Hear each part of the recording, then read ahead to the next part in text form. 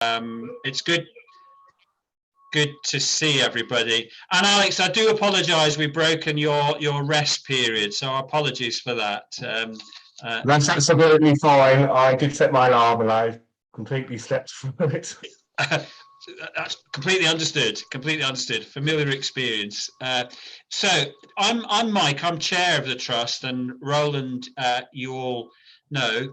So as you know, we do the You Made a Difference Awards every month, and every month we celebrate the contribution that two colleagues have made to the fantastic work that we do here in the trust, or that you and your colleagues across the hospital do day in, day out. And it's one of those events, as Roland was just saying, I mean, we obviously for the last, 2 and a bit years now, we've been doing it like this on video. But we used to go to the clinical areas where colleagues were, and it was a kind of a sense of a celebration where all your colleagues were together and could unite in their support for the award to whoever it was who'd been granted it. So unfortunately, we're having to do it by video. But despite the fact that it's done by video, it's still an award, I think, that means an awful lot to the hospital and to people in it. And I hope, Jess and Alex, for you, you'll appreciate just how significant it is to be nominated and then actually to win it. It's an award that we've been doing now for more than 13 years. Not Roland and I personally, although we've been doing it now for 6 years or so, both of us. But it's been operating for 13 years, since March 2009. And anybody who, because most of us know that long corridor to ACE between the main hospital and ACT, all those photographs of people who've won it over that time period. So you both, Jess and Alex, will join that corridor at some point, I'm afraid. Sorry, I could say a notice of, I'm not sure about that, Jess, from there, but you will join that, as will your photographs go up on the Facebook page and website to celebrate this. And the reason for that is a hope that, you know, we all go out of our way to say thank you to people on a day-by-day basis. You know, we all know that our colleagues alongside us and with us, either regular colleagues or colleagues that just on occasion we come across and work with, we all hopefully say thank you for all the work that's happened day in, day out. I always like to say thank you to people on a kind of daily basis, because we all know that people throughout this hospital, throughout every hour of the day, do phenomenal stuff. What stands out, You Made a Difference, it's a way of the whole hospital saying to an individual, we really appreciate what you have done. And what also marks it out is it's not, you know, something that Roland and I put our kind of heads together and say, who should we award it for this month? No, the nominations come from colleagues who you work with, or they come from patients, or they come from patients' families and friends. So it's really heartfelt in the sense of it's something that people you work with or who you provided care for really have gone out of the way in order to nominate you. And it requires a nomination. It requires people to fill something in and explain why it is. And then I hope you'll recognise, therefore, to be nominated at all is an achievement. To win it, well, just to give you a sense of the scale of that, we're talking about this month, we're celebrating the April Award, and there were 89 different nominations of 86 different people. So you have won out of 86 people. So I hope that gives you a sense of just how proud you are of an achievement, because it is a huge achievement. So that's it from me in regard to the background and why I think it's so important. I'm now going to hand over to Roland, and this is the bit where if you don't like being personally embarrassed by lots of nice things said about you, you can turn the video off. But this is the bit that Roland does the embarrassing bit. So over to you, Roland. Lovely, thanks so much, Mike, and a huge congratulations, Jess and Alex.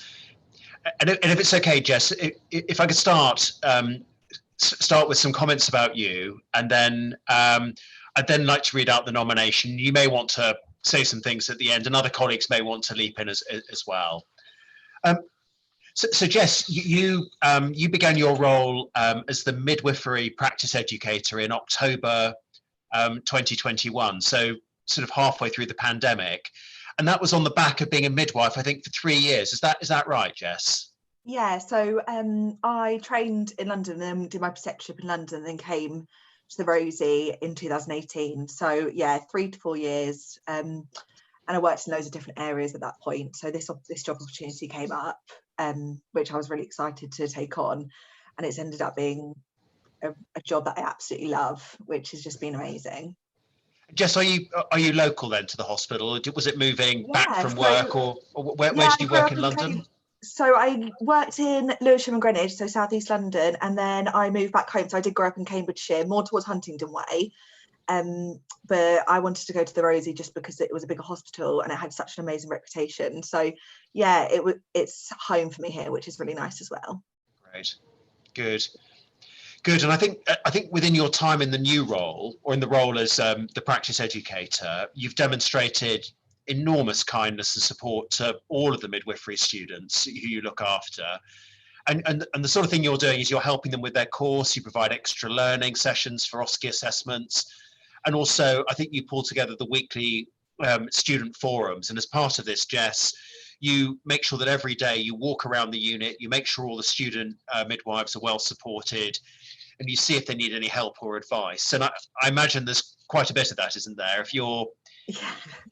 Yeah, it's quite normal for someone to cry on me every day, which is one of those things. But it's just, I remember when I was a student and the daunting feeling of going onto a new clinical area whenever you moved around and you hadn't been in a clinical area for a year or so, and everyone expects so much from you, and you put that massive pressure on yourself. And actually, it's just really nice for someone to ground you and say, right, you're okay, this is what you need to achieve this shift, and then kind of go back to being a really good support network. And that's what I wanted to be. I just wanted to make sure that they were heard. And actually, they're the future of us. So we want to treat them with kindness. We want to support them non-stop, because they're going to be our colleagues one day, and we want to be able to trust them and make sure that they're making the right decisions and learning, not just being used sometimes, which can happen just because it's busy. But I want to make sure they all have an amazing learning experience, which is what we all want, really, because we always come to work wanting to make a difference and wanting to help people. Yes, and Jess, it's always awful, isn't it, to hear colleagues are having a really tough time. I think back to, 2.5 years ago, meeting one of our nurses in the corridor in the first wave of the pandemic, and we'd not been able to get a mask that was fit test compliant, and she was very upset and very worried. And you must be looking after people who are feeling similarly anxious at different times, so it's terrific you're there to look after them like that. Yeah. Is that wearing for you, Jess, or is that manageable? I think it's manageable, because actually kind of one problem shared is like halved. So actually it makes it feel a little bit more realistic that actually sometimes one person's worries can actually not be as big as once you talk to someone.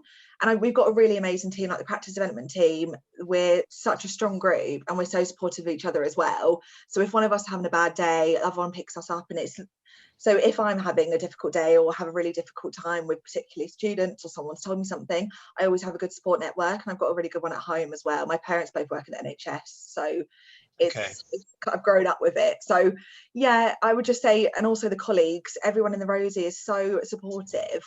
Like, we're a real family, and actually it's lovely to be able to see managers around all the time. They're so approachable, everyone comes and talks to you, and there's no like hierarchy, which makes a massive difference, because when I worked in London it was very much a different environment.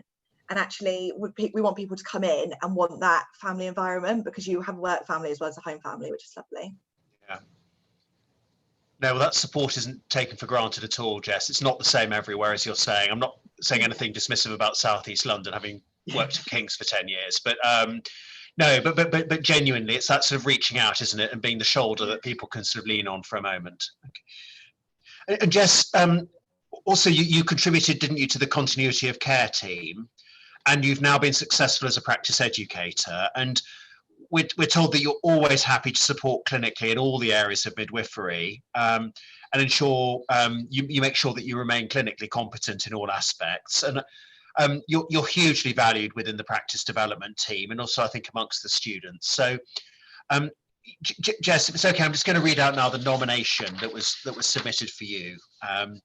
So this was from one of your colleagues. Jess has been completely indispensable to the entire student midwife population at the Rosie. We've been provided so many opportunities due to Jess working so hard for us. It's evident that she truly cares about the students she looks after and strives to make us the best future midwives that we can be. Jess set up weekly student midwives forums for guest speakers, something additional to her role that takes a lot of organising and dedication. This has been highly educational and has really built upon our practice and knowledge. Also, when requested, she'll assist us with placement with practicing skills. And due to staffing and time constraints, this is something the other midwives can't always accommodate. But because of Jess's specific role, she's got the time to teach us very thoroughly. From attending her suturing workshop, I felt a huge boost in confidence and ability, and have since carried out suturing independently. This is all down to Jess. Jess also massively boosted my confidence on placement when I was struggling and had doubts about my abilities. When I was unsure about my future on the course, she took the time to provide me with a learning hour each shift. And due to Jess being so supportive, I felt able to carry on my studies. Without her, I doubt I would still be a student midwife. I can't thank Jess enough for everything she does. She absolutely deserves recognition for the massive difference she's made. Really well done, Jess. Terrific nomination.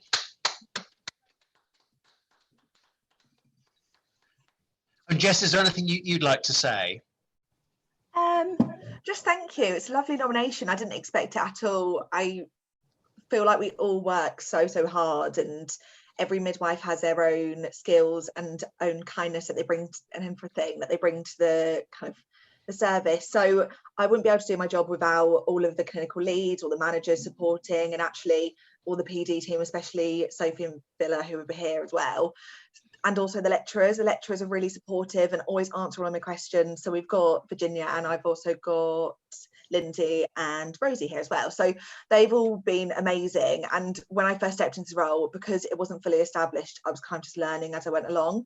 So we've just made it as we can, really. And actually, I love being part of the team, and I love the job every day. I feel like I make a difference, which is what I want to do. And that's why I wake up every morning and have like a little smile in the morning thinking, yep, hopefully I can make a difference to someone else today. Yeah.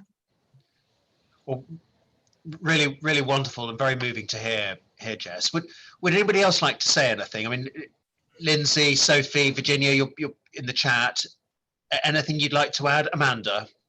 Yeah, just to say, just such a worthy award winner, and I think just to recognise it's never been more difficult to work in the practice development team. I think with our current staffing challenges and the team are getting redeployed and they're to support clinical activity, but they're still managing to offer all of this support to our preceptorship midwives and in Jess's case, particularly with the students. And I've just had so much individual feedback from students about the difference that she's making to them on a personal level. So many congratulations, Jess. Very worthy award winner. Thank you. Thanks, Amanda. And Sophie and Villa? Thank you. Yes, Jess, just massive congratulations. Can't wait to get you back in after your annual leave to celebrate face to face as well. You are so vibrant, and absolutely all of us love having you in the team as well. So you are brilliant with the students, but we love having you within our team, and you support all of us as well. So it wouldn't be the same team without you. Yeah. Jess, I can't wait to give you this. So we've got your certificate and some cake. Oh, thank you. It sounds like the cake, certificates and posterette are all being held hostage, Jess, until the end of your annual leave. Thank you so much for those comments. And then Claire. Oh yeah, congratulations, Jess. I just wanted to say I've been at the Rosie for just about a year now, so still feel, you know, slightly new myself, and you've always been so tremendously supportive to me on shift if I've not known where something is and if I've needed help. And I think, you know, that's testament to the fact you're such a great midwife and you're great with our students and really, really supportive. So massive congratulations, very well deserved. Great.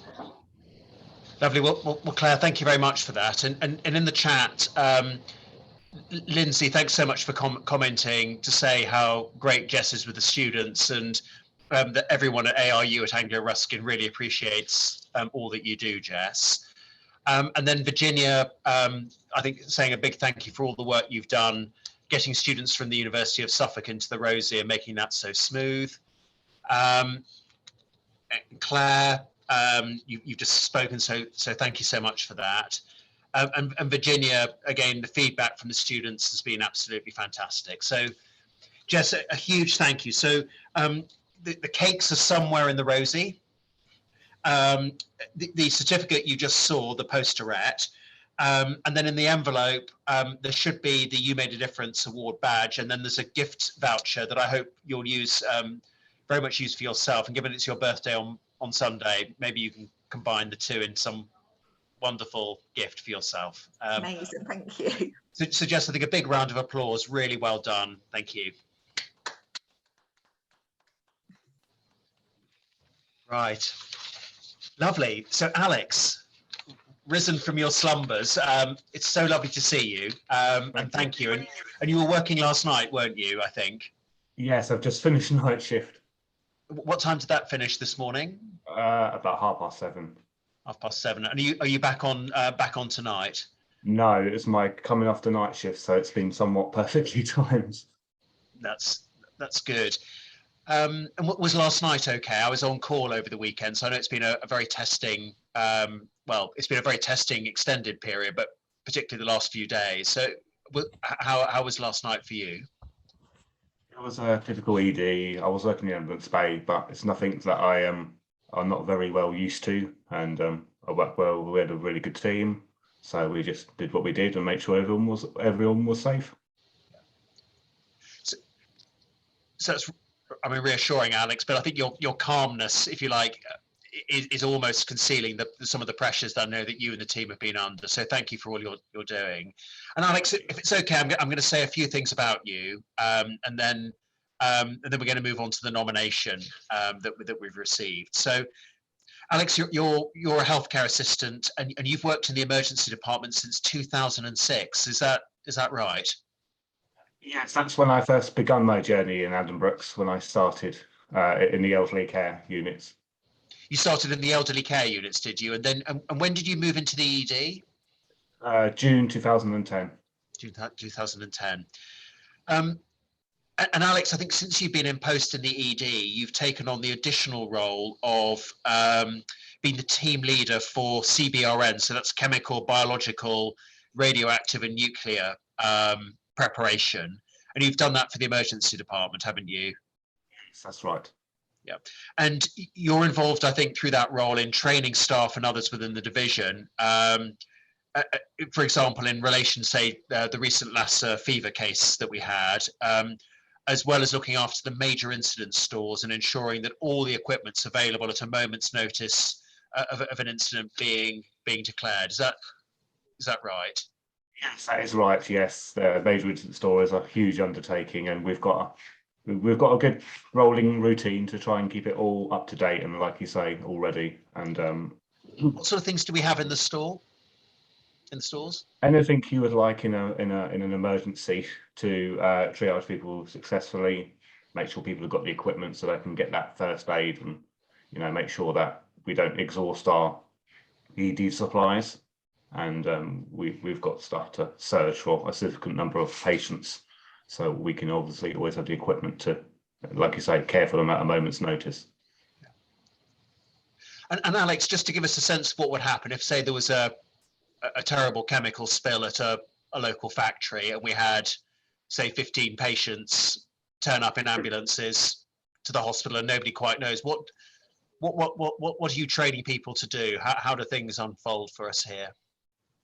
So it really is a team approach, and with me being a CBRN trainer for so long, my familiar with the processes and the calm I try and give that is basically give the staff some direction lead by example, and making sure that we get the fundamentals down.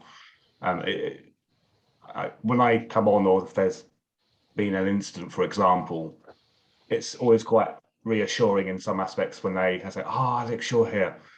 I've got this to finish sorting out," and it's kind of nice that I give that reassurance that they know that I will get it sorted, or I'll make sure that we're fully recovered and ready for, hopefully not, the next incident, if you like. So it's always reassuring to hear that from my colleagues. And Alex, do we have things like some sort of tent we would deploy and ability to wash people and that sort of thing? Is that part of what we have, as well as the personal protective equipment? Excuse me. Yes, we used to have a tent, but we haven't for many years. We've got a fixed shower decontainer, so obviously that's a lot quicker for setup, and also really good for privacy and dignity for the patients when we're having to remove those contaminated items or clothes. We can do that in a very safe, efficient, and very quick manner. So we have the equipment there. Yeah, that's correct. Okay, thanks very much, Alex. And Alex, were you involved? Were you drawn into the Lassa fever case that we experienced here, the patient we were looking after? Did that? So not with the original patient that came, but with the staff working with Hockey Health, and obviously my ED, Nick Cundall, has heavily supported me. Got drawn in to draw upon my expertise on the PPE and being able to get all our colleagues correctly screened. And also I was over in the base, over in the S block, David blocks, making sure that we had the PPE. We trained people who were able to cover the weekend where I wasn't able to, and I was also taking some samples from those patients and our colleagues, should I say, as well. So it's just providing the support. I'm very familiar with the whole PP of that, and I feel like I will train anyone to get in and out. Quite often when I deliver a similar session for the infectious disease doctors, I say something very simple, and I say, if you triage the patient, you do what you're trained to do, I will get you in and out the PPE safely. And I think that's just one less thing for them to have to worry about, and they can really focus on it. And I go into this with the Lassa fever. I said, I'll get you in and out safely, or if you get me in and out safely, I can provide what we need to provide. Yeah. Yes, I mean, Mike and I are told you provide enormous support to staff, Alex, in exactly the way you're saying, in the donning and doffing of enhanced PPE, and you've got that huge background knowledge and experience, which I think offers staff real assurance, as you're saying, you'll get them in and out safely. For example, when they need to use pods, as well as with staff and with patients. And I'm also told Alex that you've taught everybody that the correct terminology, which we'll all use, is not wellies and white suits; it's enhanced PPE. And Nicola, I know that you're very good at using enhanced PPE. Is it no longer white suits and wellies? Are you okay on that now? I am now, but I think I might friendly refer to Alex as the white suits and wellies. Isn't it, Alex? It's like, Alex, what do you have to wear? White suits and wellies. Okay, thank you. Yes, absolutely. Well done. You've just reached out to a very large community now, Alex. If you hear the words white suits and wellies, you know where it came from. So that's right. I won't get triggered quite so easily. No. So Alex, if I could then come on to read out the nomination and that came from a colleague. So Alex has gone above and beyond his duties to ensure that the pods have been staffed, all staff have received enhanced PPE training, and has changed his shifts around to support the pods that need staff to take bloods. He even offered telephone advice to other staff. He's remained cheerful, energetic, and was great fun to work alongside when he and I staffed the pods together at very short notice. He's been truly amazing and demonstrated his wide knowledge to all involved. He's been so useful during this time, and I think we would have really struggled without him. Alex, thanks so much. You're a real star. So Alex, I think many congratulations. Well done. What a great nomination. Thank you. I was very surprised. Yeah. And Alex, I mean, before we hear from other colleagues who may want to comment, is there anything you'd like to say? I'd just like to say I was absolutely shocked. As far as I'm aware, I was just doing my normal job, doing what I do, and it's really, really nice to be appreciated and recognised. So thank you very much, and thank you, Nick. Alex, you're an absolute pleasure, and I really meant every word of that nomination. When I kind of said, Alex, we need to do this, can you help? You were just there, just amazing. Thank you very much, Nick. Well, superb, Alex, and Nick, thank you for those comments. And Liz, thank you for your comments as well in the chat, saying congratulations, Alex. You know, really well deserved. Would other colleagues like to comment at all? I mean, Diane and Andy, I can see you there as well.